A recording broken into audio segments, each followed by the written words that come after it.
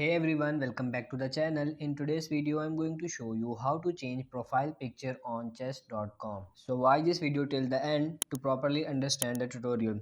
So first of all, just open up the chess.com application on your mobile, and then once you're in the app, you have to tap on these three lines in the bottom right corner here, and then tap on this profile. And now here in profile, tap on these three dots in the upper right corner and then click on edit. You can see this profile picture option, just click on it, and here you will get two options: take a photo or choose photo from your gallery. So I'm gonna tap on this choose photo.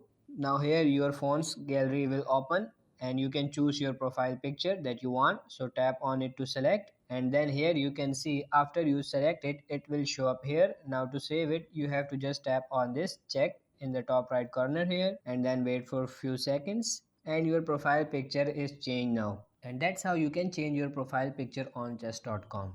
So that's it for this video. I hope this video was helpful. If it is, like this video and subscribe to the channel. Thank you.